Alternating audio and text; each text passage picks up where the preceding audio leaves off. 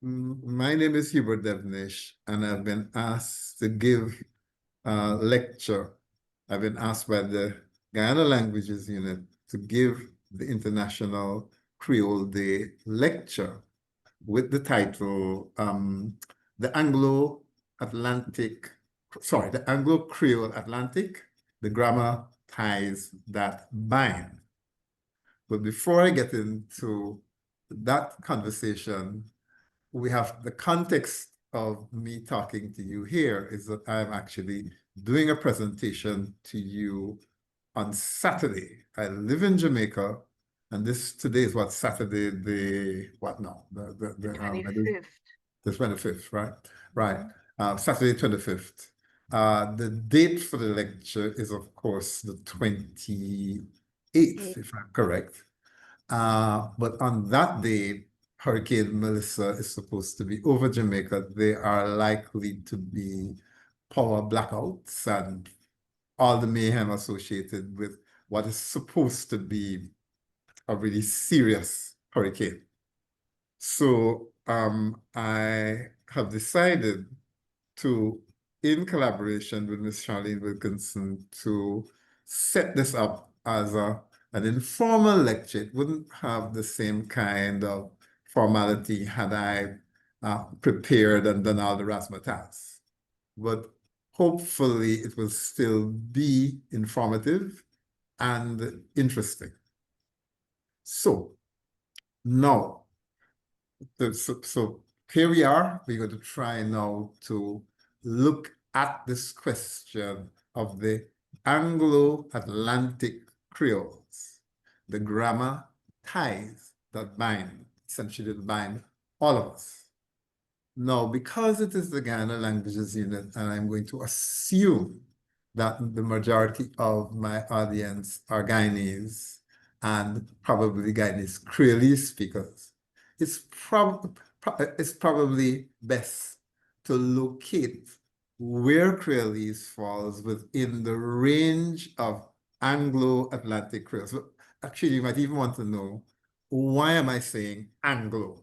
But what happens is that they are, even looking at the Creole languages spoken between West Africa and the Caribbean and the Americas, there are French Creoles, there's Spanish Portuguese Creoles, French Creoles like Haitian, Dominican French Creole, St. Lucian French Creole, Martinican, French Guyanese Creole, of Guyana, that is in French Guyana, Spanish Portuguese Creoles, Creoles such as Papiamento, and so on. So they are very similar to each other, and a lot of literature has been, a lot of key trees have been killed with people arguing about their relationship and history and this and that and the other. What I'm doing for this particular talk is just taking out a little piece, the Anglo-Atlantic Creoles. And why we're talking about the Atlantic is that we have to understand that historically, when Mr. Columbus got stranded on the beach in what is now the Dominican Republic or Bahamas or wherever was his first landing, that served to pull together three continents, essentially because the Portuguese and the Spanish already were in touch with Africa. They're now crossed to the Americas, and in the following period of about 500 years, the three continents were connected with each other, and they were connected by the Atlantic. And it is in that Atlantic space that we get the creation of these Creole languages, and I am talking about a particular subset, the Anglo ones, meaning the ones that show that arose out of contact between speakers of English and speakers of other languages, both West African and indigenous within the Americas. And what came out of that was a set of languages, new languages, that had a lot of English vocabulary, but they also had vocabulary from elsewhere, but mainly English. Whereas the version that grew up out of contact between the French and these for the want of a better word, indigenous peoples or colonized people of the other two continents. You had French Creoles, and then you even had Dutch Creoles, notably 2 or 3 of the Dutch Creoles spoken in Guyana. But we're going to just take a little piece, and that little piece is the Anglo-Creoles. Now, and I'm calling them Anglo not because they're English, but simply because their vocabulary is English in the main. We in the discipline use the term English lexicon Creole, the one I prefer. Other people talk about English lexifier, but I'm going to use Anglo-Creole to cover that. All right. Now, where does Guyana fit in all of this? Well, the reality is that Guyanese Creole doesn't date back to the point where the English come to Guyana, because the English eventually colonized Guyana, but Guyana becomes an English colony, depending on the dates you use, 1798, 1803, that kind of time. But there was already an English Creole in Guyana, because of what happened is that in somewhere around the mid 18th century, 1740 or thereabouts, the then Dutch colonizers of the colony of Essequibo made a decision to invite other Protestant planters to come along. Because, of course, back in the day, the Catholics and the Protestants were on at each other's throats. Spain, Portugal, and France were Catholic. England and Holland, or the Netherlands, these were Protestant countries. So since the colonizers wanted non-Catholics, and they didn't have enough Dutch people, they invited the British. And the British came, or groups of British planters came with their enslaved people from Barbados, as well as from the Leeward Islands. Now, and that's a little detail that is important here, because Barbados has a particular set of, or particular marker that distinguishes Barbadian or Bajan Creole and Bajan descended Anglo-Creoles from Leeward Island descended Anglo-Creoles, even though at the same time they have a lot in common. So so you have an English Creole being spoken in Essequibo, even as you have Essequibo Dutch Creole also being used. And for those of you who know your Guyanese history, you would know that Berbice is a separate colony from Essequibo, and Berbice has its own Berbice Dutch Creole. Not going to go into that right now. Okay, so we locate Guyana as a place where there's an early Anglo-Creole that develops from about 1740 or thereabouts, but it's imported. The evidence suggests it's imported from the Leeward Islands. Why am I saying imported from the Leeward Islands? Because in fact, this awi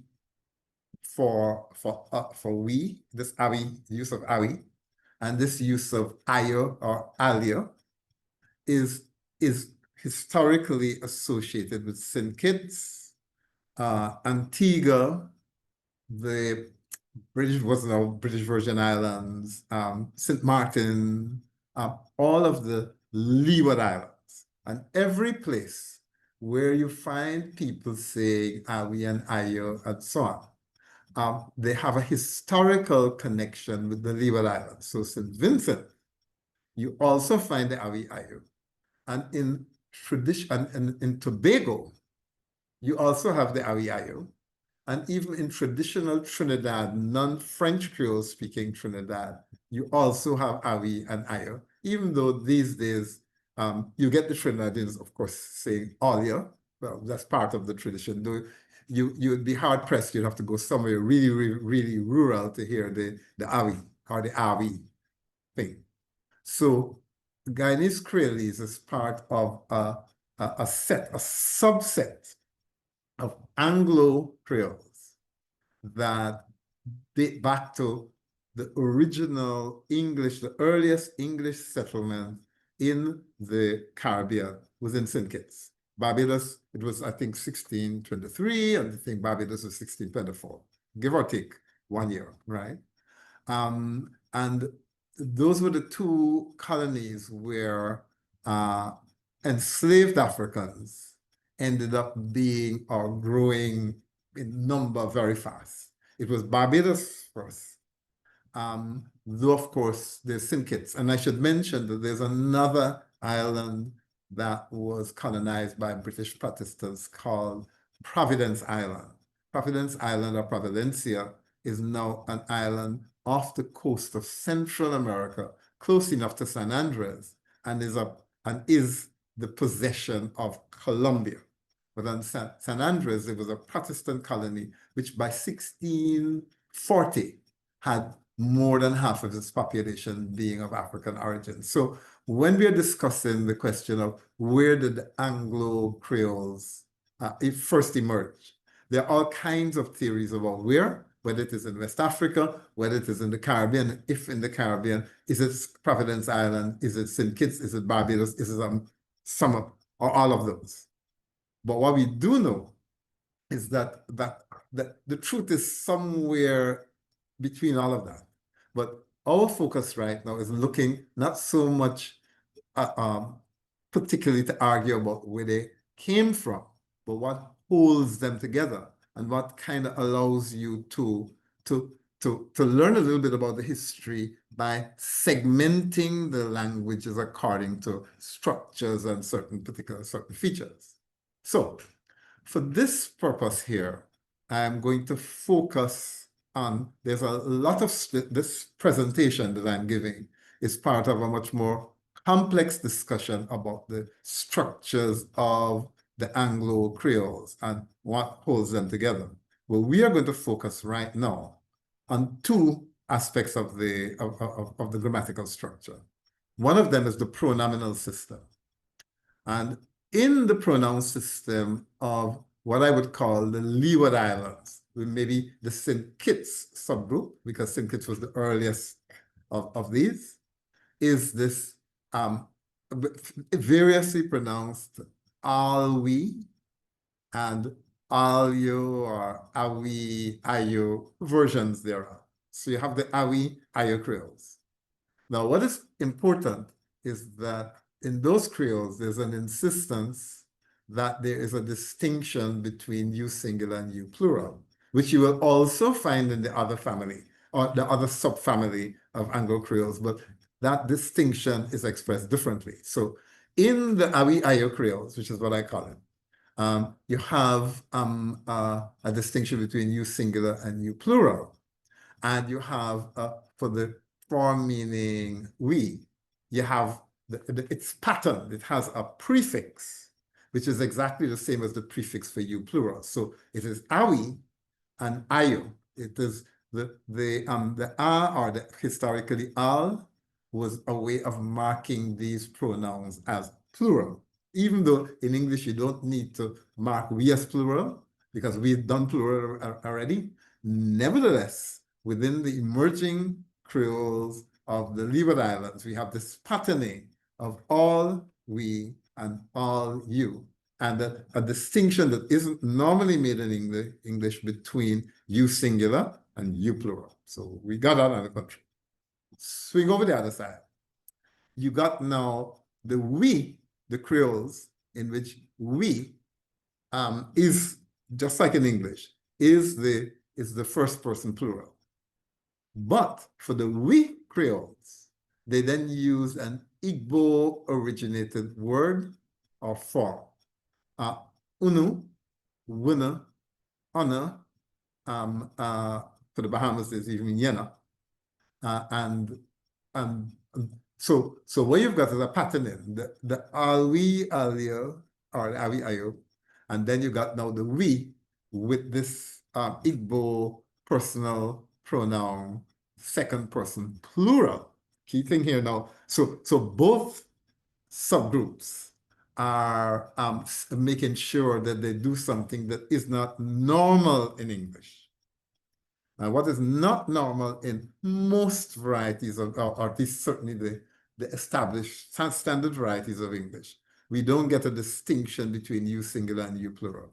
And the one thing that the Creoles of the Anglo-Creoles of the Atlantic do is insist that we must mark the difference between you singular and you plural. It's marked you earlier with the St. Kitts Leeward Islands Creoles, and it's marked with as uno or honor or wana or yuna, or it's always two syllables, and usually it's some kind of unu, wunu, that kind of thing. So those are the two, these two sisters, right, within the overall structure. Now, what I'm building up to is this: the relationship between Guyana and Suriname. Guyana and Suriname sit next to each other historically as colonies. Both of them have historically been colonized by the British and by the Dutch, but in reverse order. Guyana was, for most of its colonial history, a Dutch colony. Suriname, for its earliest colonial history, was an English colony. So, and you get some interesting things that happen. Because Suriname was colonized, also, this is now in the period between about 1650, the British settlers arrive in Suriname with their enslaved people from the Leeward Islands, I think notably Antigua, and as well from Barbados. They colonized Suriname. The Barbados colonists, it may be from the linguistic evidence anyway, the influence of Barbados linguistically seems to have been greater on Suriname than the Leeward Islands. Even though in the Guyana case, when I mentioned Essequibo under the Dutch, where English colonists came in, it was the Leeward Islands, St. Kitts kind of a speech that is dominant. What happens in Suriname is that in the first 20 years, Suriname is only English from about 1650 to 1666, 67, 68 kind of thing, before it became Dutch as part of an exchange between of territory between the British and the Dutch, where the British agreed to take New York in exchange for Suriname, because in fact the Dutch won the war and the Dutch took the better colony, which was Suriname, and they gave the British New York as a kind of consolation prize. Okay, but because the earliest foundations of Surinamese plantation Creole culture were formed in the context of enslaved people who came from the British Islands in the first instance, what you had embedded in Suriname was the base for an English Creole. And in fact, there in the Surinamese case, there are 4 Creole languages, all of them Anglo. There is no Dutch Creole in Suriname. This is for the Guyanese who keep talking nonsense sometimes about papiament, about what they call, what every Guyanese refers to Sranang Tongo, which is the name that the Surinamese use typically for their language, but Guyanese are Guyanese and they think they know. And the popular term, the term taki-taki, which is a term that has historically been used by Surinamese as a negative descriptor for their language, and they don't, many of them don't use that term normally because the typical label is Sranang. Sranang is really the Sranang Tongo way of saying Suriname, or in fact either saying Sranang or Sranang Tongo. So this is, again, this is more for the Guyanese. And also to say to the Guyanese that this is not a form of Dutch. It is actually an English Creole that is related to Creoles. But it is not, even though it is related to Creoles, they don't have the same history, because Sranang Tongo is coming out and has developed historically as a form of Bajan Creole, because now the connection between, linguistic connection now between Barbados on the one hand and Suriname on the other. One evidence of that linguistic connection is, of course, We are back to the personal pronouns that Barbados has wuna and una and honor and so on. And for Suriname, it's unu or un. So there's a historical connection. Now you might say, well, but how do we know it comes from Barbados? Well, the answer really is that Suriname was the project, the primary project of Barbadian planters who had run out of land in Barbados and needed to find new places. And when they came with their enslaved people. What would be the likelihood that in Suriname they would go for the same second person plural pronouns from Igbo, just one of the West African languages? Why would they reach for that? That's kind of a little odd. So the reconstruction which we are making in this talk here is that in fact this is an imported form from Barbados post 1650 that remains entrenched. Now, here's where the fun begins. So what we've got now is evidence that there are two kinds of Anglo-Creoles. The ones descended from St. Kitts, Antigua, Leeward Islands, and they are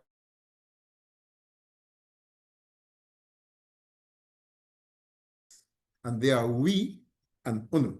So it's awi or alwi, alio, and there is we and unu or wuna or something like that. Nice, neat. So there are two separate Atlantic strands in the Anglo-Creoles of the Atlantic, and we've just used the pronoun system to establish that division. Now, where then do we go? Well, you can get more refinement in this discussion by introducing something else. Now, it's the structure that we use, all of the Anglo-Creoles use, when they want to mark a verb as being an ongoing action. They put a marker before. Now, before a lot of people, particularly the Surinamese who think they know, freak out, let me make it clear. I am discussing historical forms. Historically, in the Leeward Islands and the Creoles, the Guyana, what you would say is, if you wanted to say that you're saying that somebody is walking, you would say something like yudawak, da. If you look at the Guyanese records for the 19th century, the form that you put before the verb is da, midawa. Right, now, switch over. Suriname. The earliest printed or available written texts in Suriname and for Suriname, for historical early Suriname, right, is I think somewhere around 1680, right? And the form that is used there is de. So you will get something like idewaka. So now I've just done something there because you notice I've said wak for one and waka for the other. Now the waka story is that because Suriname got separated from English influence so early, the suggestion is, argued by Mervyn Lane and others, is that separation from continuing English influence preserved an African-like open syllable structure. So in Srana, the word for foot is futu, the word for head is ede, the word for wak is waka, and the word for tak is taki. You notice they add another vowel. That doesn't happen with the non-Surinamese Creoles. And the explanation for that is that because the non-Surinamese Creoles continued to be in contact with English, over time, they lost the final vowel. So that's just a point. But what is most important, what we are talking about, what's important, is that the form is de. Now, look at the parallel development. Historically, Srana Suriname historically would be Udewaka. And Guyanese and the Leeward Islands side would be Yodawak. So one is down, the other one is dead. Now, Guyanese say Yawak, they take off the D.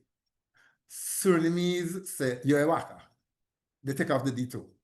So you've got an interesting parallel development, even though the forms that they are using, the da and the de, are different or seem to be different. We notice now that that they lose the front consonant in both cases. Now, but Suriname is a Barbadian Creole. This is a Creole descended from Barbados. Now, all of the other Creoles that have a direct or indirect Barbadian influence, starting with the Gullah in North Carolina. So they too have a da, right? So it's North Carolina and Georgia. So these are islands off the coast of South Carolina and Georgia. They are they're Atlantic Anglo-Creoles spoken, or an Atlantic Anglo-Creole referred to as Gullah or Geechee, spoken on those islands. And just like us, they put this form before the verb, and it is the da form, not the de form. And we know that that South Carolina was colonized directly from Barbados. Because what we need to understand in trying to wrap our heads around the language of the Atlantic is that these countries like Guyana and Suriname and Belize and whoever did not exist.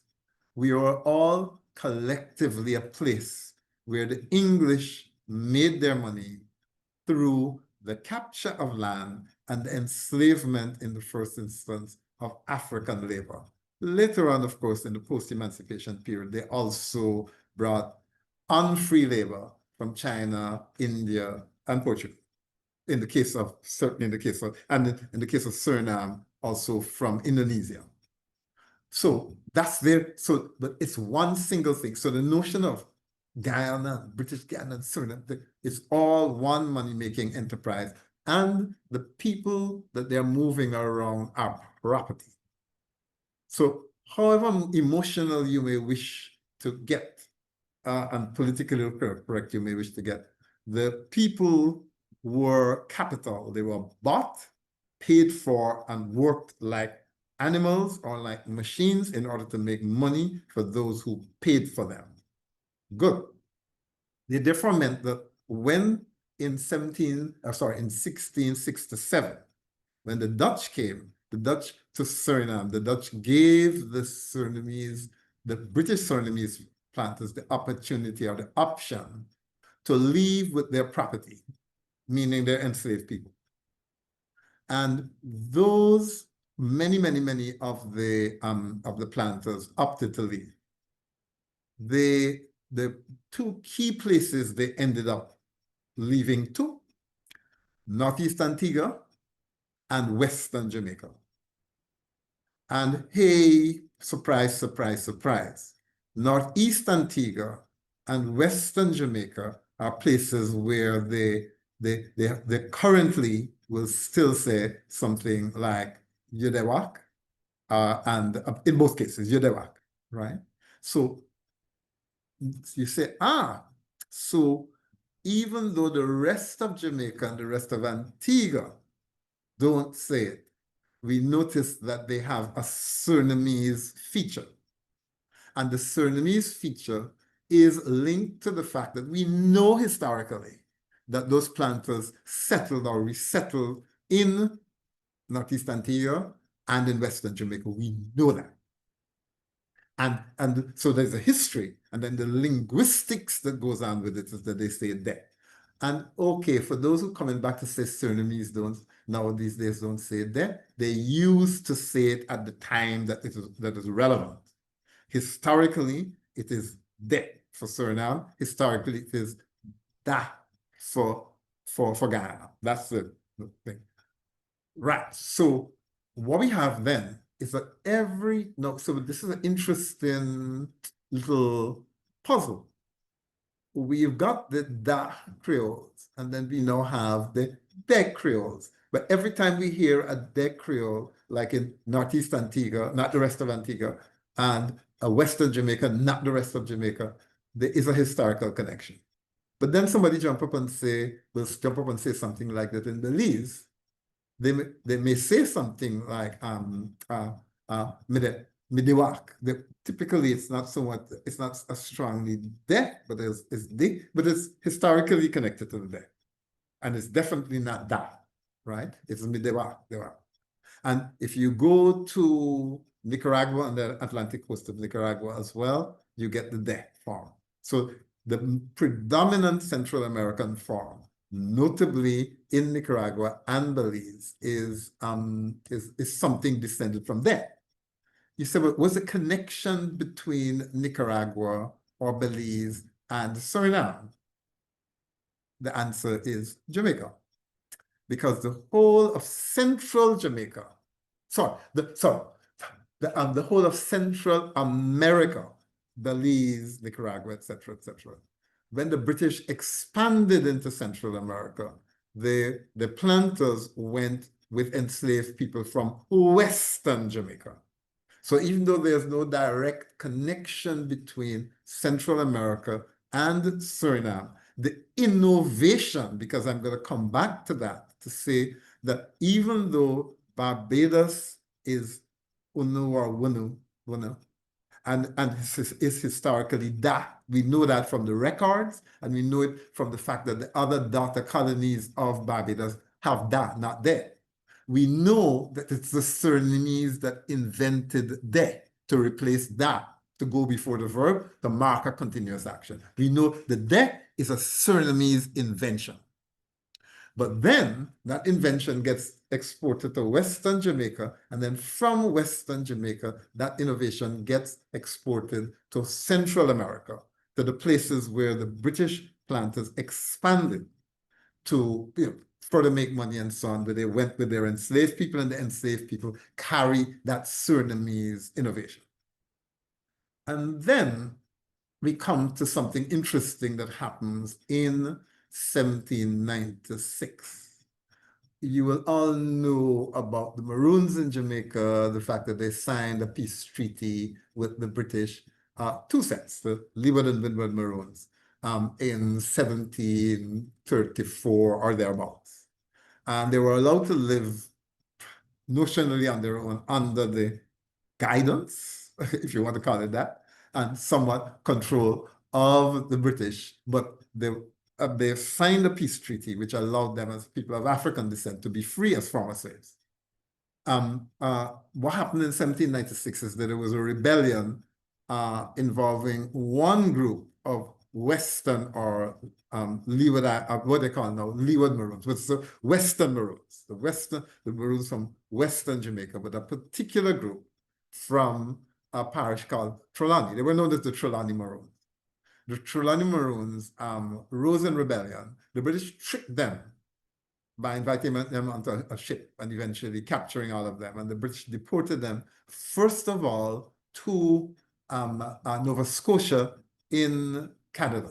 Back again to my point that the British had a business operation in the Atlantic.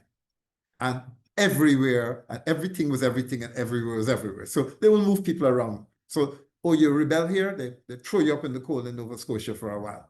And after a year, they were dying off and so on. An agreement was made to relocate them to the now developing British colony in Sierra Leone, which is in West Africa. So they go to West Africa. And emerging out of the arrival of Creole-speaking Western Jamaicans who use de is that Sierra Leone Creole emerges as a language. And that language also uses de. It's not a da Creole, so they will say adewak, meaning adewak or adewaka, right? So notice the story.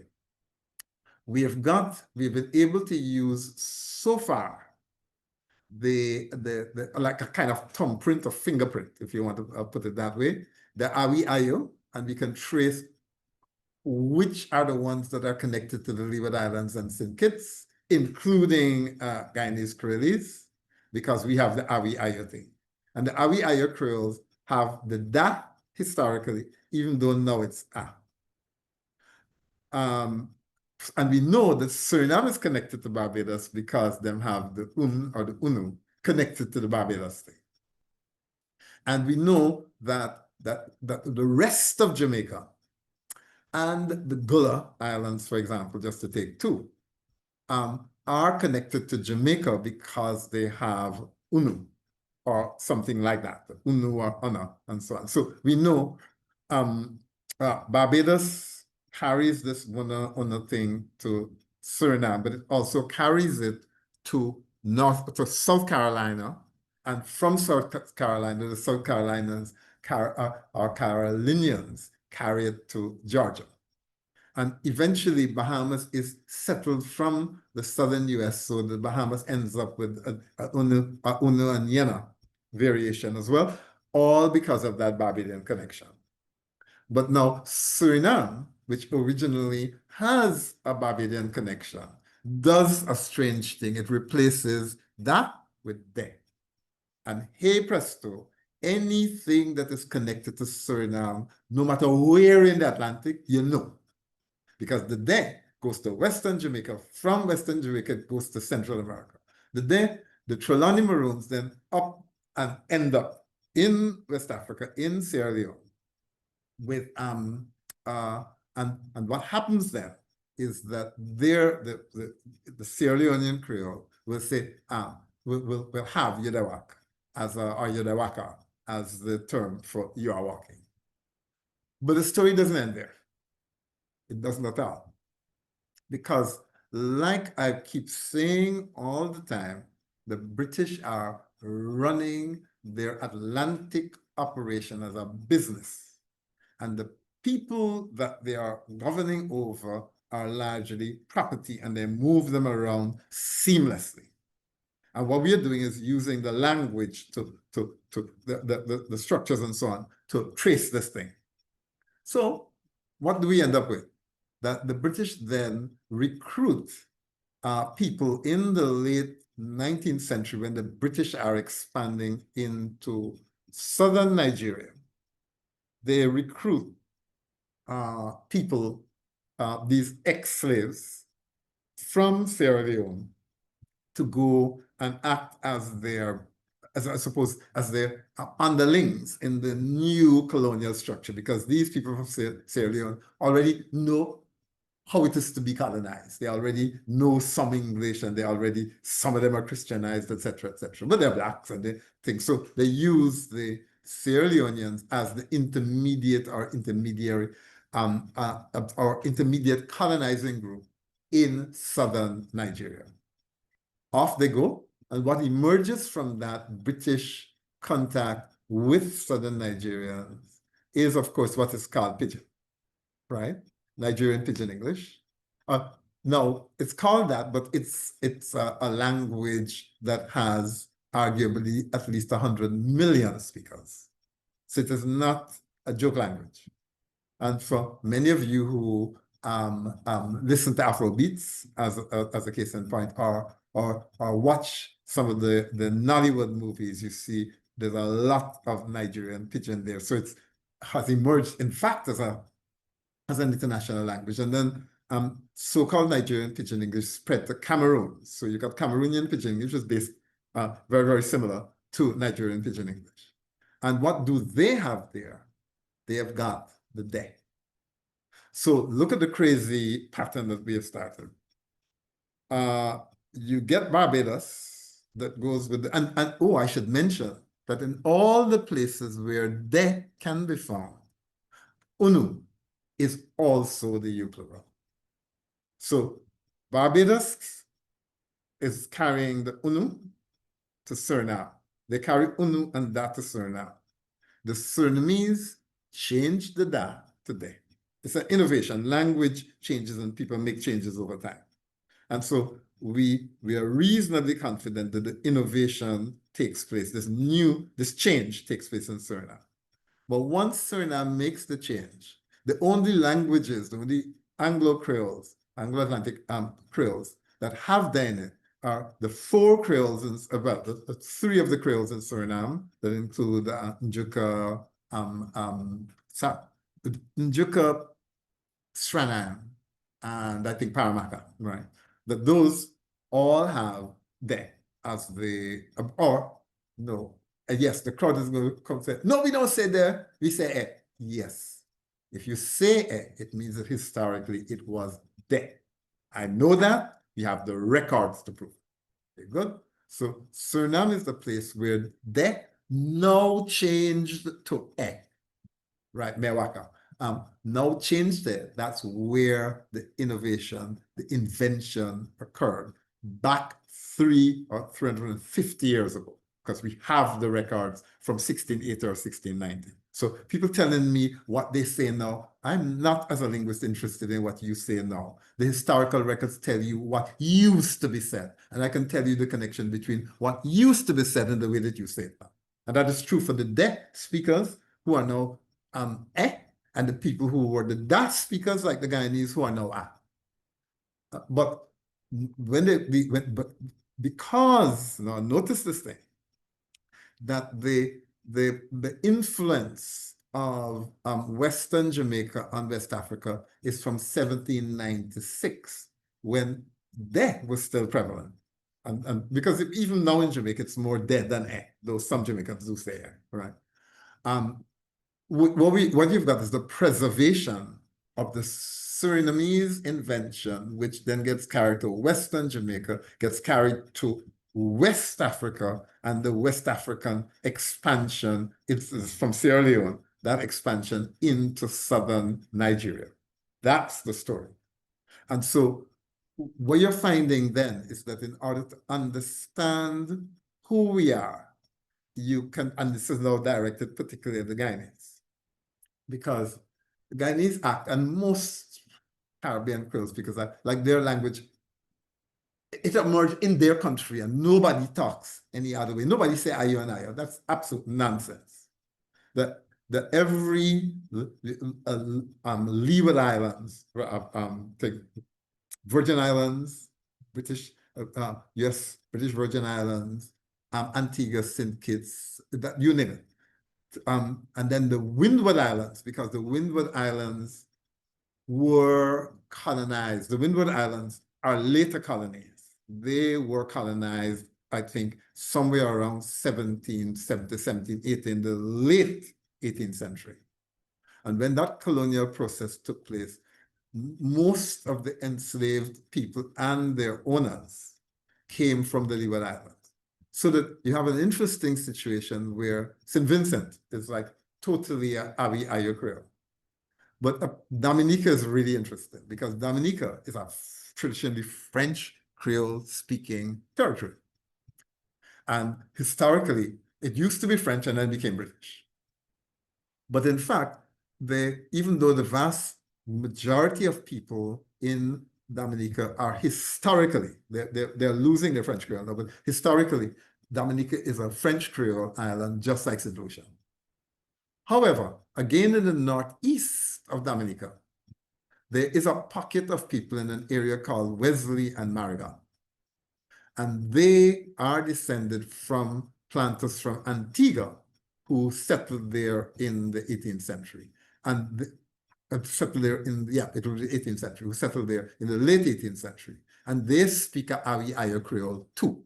So we know that whenever you find an Awi Ayo Creole, even in a predominantly French Creole speaking place, it is coming from Leeward Islands or some set of people connected with the Leeward Islands, in the same way that anytime we hear a De, we know that that De has a direct or indirect Surinamese connection.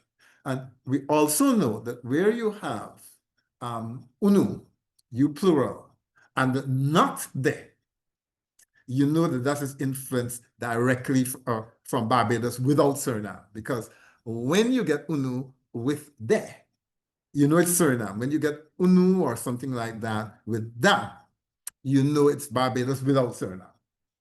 So we've got this thing, this nice little picture that we have here now about there are about 40 or 50 languages in the Anglo-Atlantic. And I've carried you, this particular talk here is going to require strong geography, right? And we may, because I'm doing it impromptu, it may be possible for some of what I'm saying to be illustrated with the map. But here is the story. So I'm going to kind of try and wrap it up by looking at the strands. These strands that I'm telling you about. These are the ties that bind. These are also the ties that have different colors and also distinguish. So what's the first tie that binds? That we all put something in front of a verb to signal that an action is continuous. And that is not how English operates.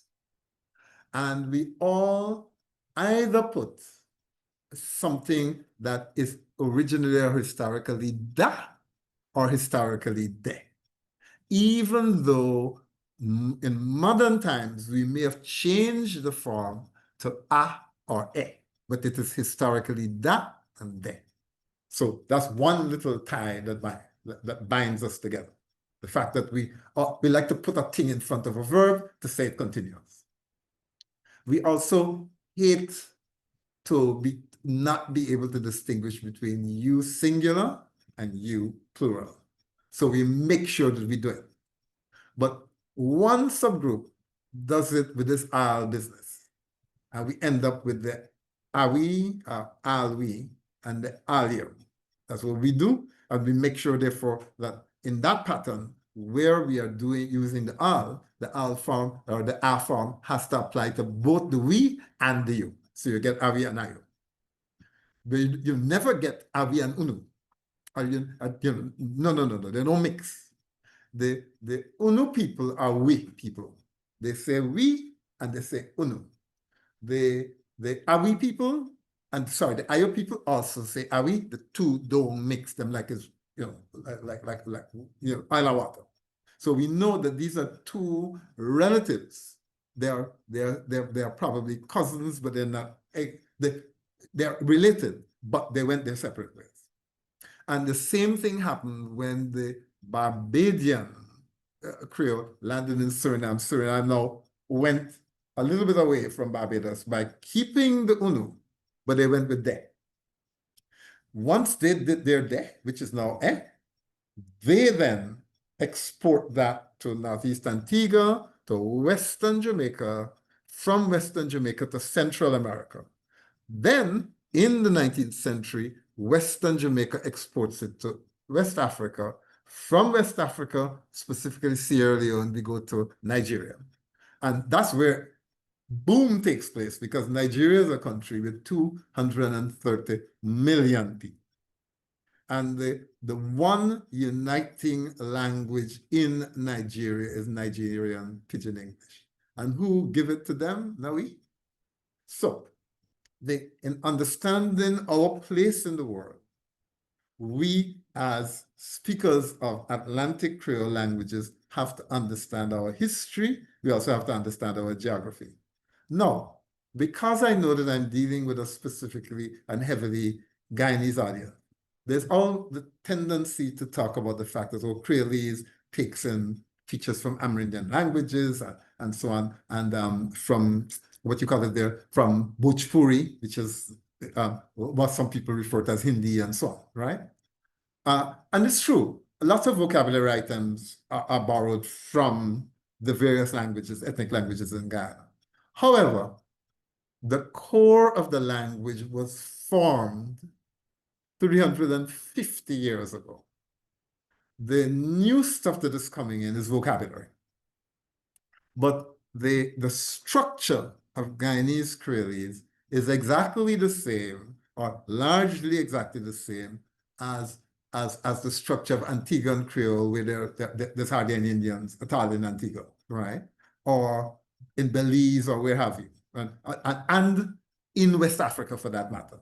So Creolese is part of a language family that was formed 350 or 400 years ago out of contact between English colonizers and Africans in some particular place or narrow set of places. I'm kind of going to leave you with a teaser because in the the intention here is to have this talk get illustrated probably at the end with some music and some music lyrics. And what happens is that we're going to have a song by Eddie Hooper, also known as Loud Inventor, called Bakalolo. And he sings the song in, for each verse and chorus, he sings it in Sranang Tongo and then in Creolese. And if you listen to them, you would realize that they follow each other word for word, though the vocabulary is sometimes different, right? So we got that. But even though the languages are very similar, remember that Creolese is a Leeward Island Ayo Creole, whereas Suriname is a Bajan Creole, descended Creole with the Unu. But then they add a extra twisted with the de. Now the second song that we would want to illustrate, or at least excerpts of it, to illustrate this thing, would be a song by, I think, Prince Nico, who is a Nigerian performer, singer, and it's called Sweet Mother. And you will hear the de, and you will hear pikin. Pikin, that's another tie that binds. Not a grammatical one this time, but a lexical one, a word. So picking, but of course, for Guyanese, we know picni and we have picnin. For Surinamese, then they have pichin. That's for Sranang Tongo. Pichin, you know. So, and Jamaicans, everybody know picni, picnin, some version thereof. And this is Portuguese, it's a historically Portuguese word. Why do all of us have it?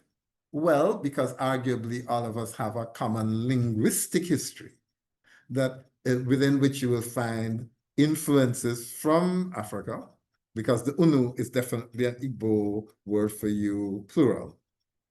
But you also, even though most of the vocabulary comes from English, the words that are borrowed from West African languages are typically nearly all the same, suggesting inheritance rather than rather than the idea that Jamaican grew up in Jamaica, separate from Creolese in Guyana, and separate from Antigua. The similarities are too great. And so when you listen to the song by Prince Nico, you will listen carefully, and the idea would be, the plan would be that the songs would be, in fact, in the case of the Prince Nico one, the lyrics are actually part of the video, so you will be able to see it. So it's only the Bakalolo one that requires that support. But coming out of that, you should be able to look, listen, feel, and sense both the words, the structure, and the music. And I am suggesting that if you don't get a sense that the Anglo-Creoles, and I'm not talking the Anglo-Atlantic Creoles, all belong within the same cultural and linguistic space, and that they all have a common history, I would be very, very, very surprised if you don't get that feeling. And I'm making that point particularly for Indo-Guyanese, who, of course, naturally want to see their own ethnic history in their language. Your ethnic history is there. But that's another story. I have to come back and do the talk about the Indian influence in Creolese and what it but quick I'm gonna make a quick footnote that whereas Indian Guyanese say for the thing you eat, they say roti. Africans traditionally say roti. So if you hear somebody say Ruti, it is 99% of the chance that it is an African Guyanese, Roti Indian Guyanese. Now, so logical conclusion, African Guyanese get it wrong. They never hear right, and they get it wrong. Well, except that if you do the historical research, you will find out that in Bengali, which is where Calcutta, the port where the earliest Indians were passed through, Ruti is the term in Bengali for roti. That's one bit of it.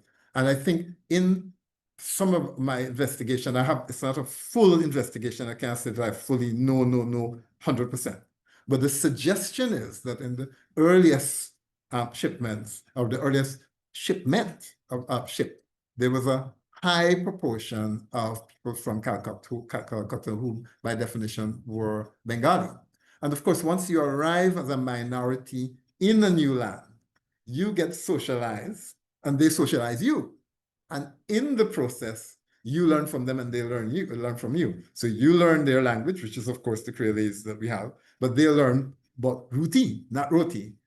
And so once that early exposure embedded, at least that's my theory, embedded Bengali Ruti in the speech of Africans, we preserved it. And so even though the Bhojpuri people who came after said Roti, there is validity in the pronunciation Ruti, which dates back to the fact that the Africans who were the majority at the time got exposed for the first time to Roti through people who said Ruti, who were in fact from, of course, Calcutta, who were in fact Bengali speaking. Where I'm going with that, I'm simply saying that you can understand yourself as part of the Creole speaking, Anglo-Creole speaking Atlantic, in which we all have made contributions, but we have to understand that in order to know who you are, you have to understand your history, the colonial history, the fact that, in fact, we all are here because of a single commercial operation. We were all brought here to do work, to make a set of people rich. And all of our relationships then involve the movement of our cultural and linguistic forms around within the single space that has created what I would argue is, in fact, an Anglo-Creole Atlantic space that takes in hundreds of millions, but certainly tens of millions of Nigerian speakers of Pidgin English and the entire range of languages. And so when we think about Creolese or Jamaican or any individual Creole language, my point is we need to think of it within the context of a family of languages. Some linguists actually say that it is a single language with multiple dialects. So when you hear Afrobeat and you hear them talking about my Pekino, you're supposed to know that, you recognize that it's part of this bigger thing that you belong to. And so linguistically, when you take the steps as Creole speakers to develop and to promote your language, you have a sense of where it belongs and where you fit in the scheme of things. Thank you. Thank you, Prof. Let me see if I can play the first song that you mentioned.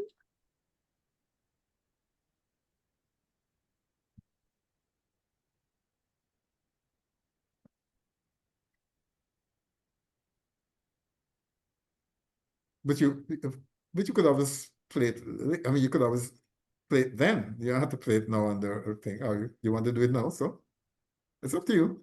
Well, But, I want to but play it. I want to play it when you are still here. Let's put it that way. Okay, cool. In case you want to But, intervene and but say I could make comments on it. Yeah, okay, cool. yes, Play it, just and then in I can case. make some I'll comments and do you can the edit. Eddie Hooper one first. Hold on. That was a big party song back in the 1975 or thereabouts. Because I went to Trinidad in 74, came back and found it at the top of the hit parade, everybody doing Bacalola. Just in case, it's called Bacalola, but if in case you, okay. Are you hearing? No, I'm not hearing anything, no.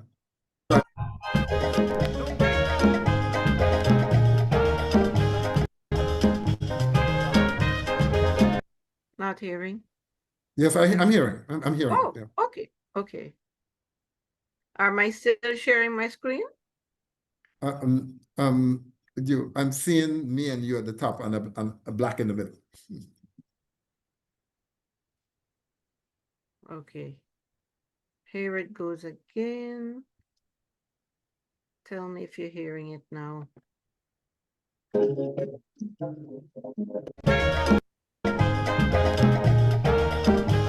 Hearing? Yes.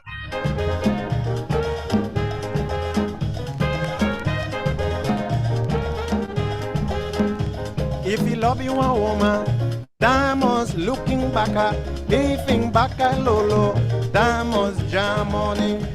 If you love one woman, diamonds looking back at, giving back a lolo, diamonds jam money. Giving back a lolo, diamonds jam money. Giving back a lolo, diamonds jam money. If you love one woman, you must look she bam bam, and if she bambas am heavy, you must give she money. If you love one woman, you must look she bambas am, and if she bambas am heavy, you must give she money. If she bam bam heavy, you must give she money. If she bam bam heavy, I say you must give she money.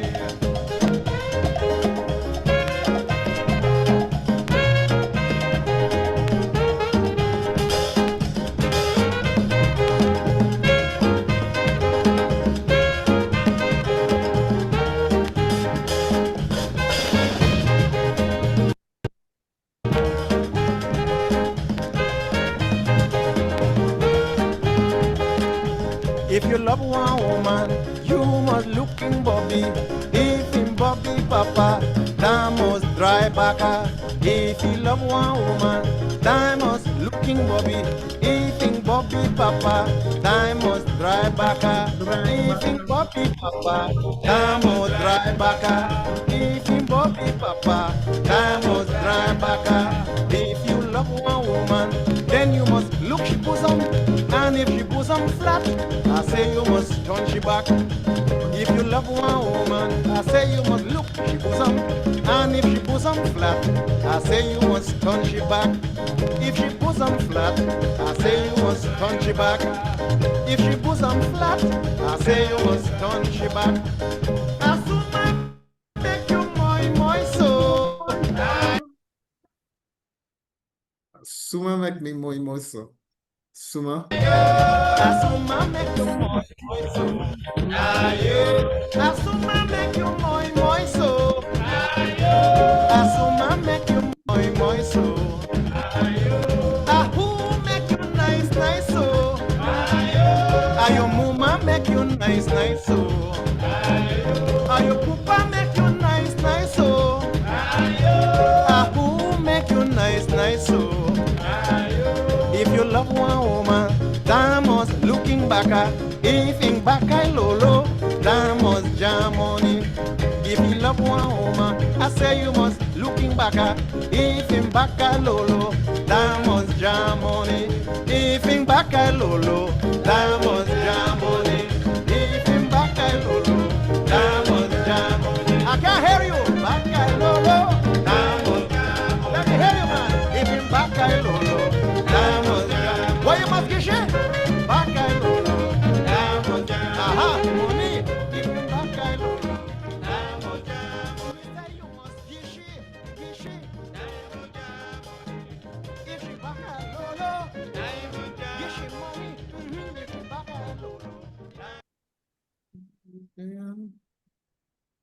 Comments on that one? So just for anybody who it might sound the back of Lolo thing. Lolo is English roll, right? And so we're saying is that if she back behind, rolling, right? It's even back of Lolo is roll, it's roll. So because L and R in the Suriname languages, an English word like bal is Barry, right? and because L and R are very close, and the Surinamese languages don't distinguish between them, right? So roll ends up now being low, and you add on the R. So if you back, if she back behind roll it, right? Then it was Gishimani, right? So that's the and asuma make you nice. So asuma, suma means who make you nice. So well, of course, you get the thing about the song is that you get the transitions are not exact, right? Because in the case of let me see now. If you get away from Bobby Papa, then you must drying back up, right? So if she breasts yeah, if in the Cape, in the Sranang, if in Bobby Papa, it means if her breast is soft.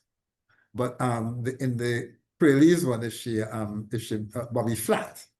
So kind of close, but they're not exactly the same. But the point he's making is that the two languages run side by side and they express themselves basically in the same way. And it's just a little switch between one and the other. Just in case people don't know, I would suspect that the largest number of people who speak Creolese as a second language are Surinamese. Because of course, those are Surinamese in the Kerry area and so on, and the Kerry area. So it's kind of interesting, a song like this, making the game and making the play between Guyana and Suriname. Okay, and then of course we got the Prince Nico one. And here it is. Yeah, and this is.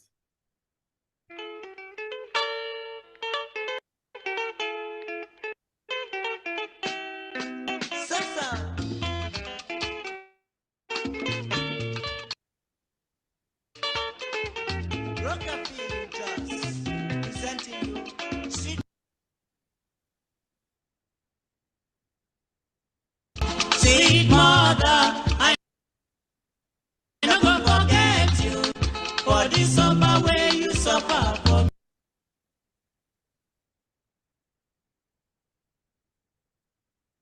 me. Sweet mother, I no go forget you for the summer way you suffer.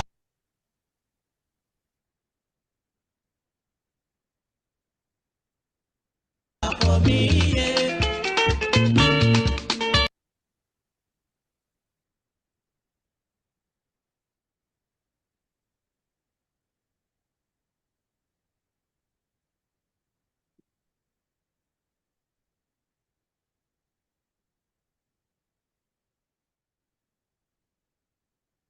It's sick. You just got bandwidth problems. But no matter.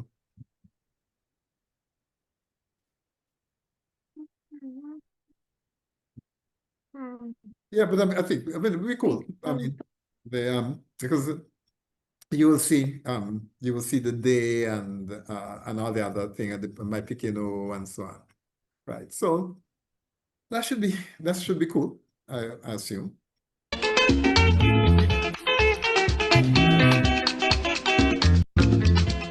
When I did cry, my mother go carry me. She go say my pikin. Wait till you dey cry, yo, stop, make you no cry again, yo.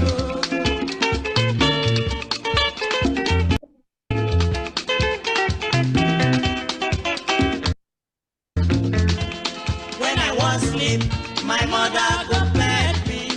She go lie me well for bed.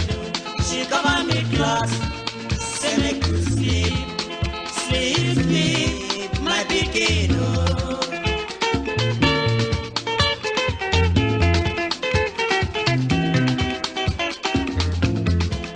When I dey hungry, my mother go run up and down. She dey find me something when I go chop, oh. Sweet mother, oh, so na my sweet mother.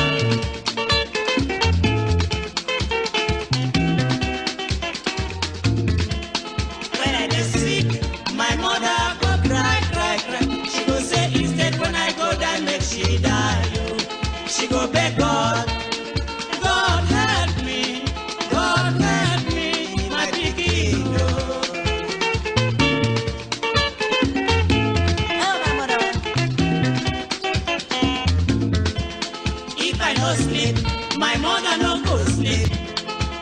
no chop, my mother no go chop. She no dey tire. Sweet mother, I no go forget the suffer where you suffer for me. Yeah, yeah. Sweet mother,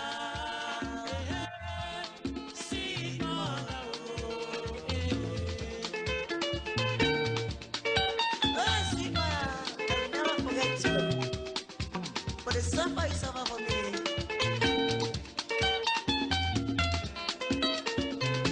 And if I should forget you, therefore I forget my life.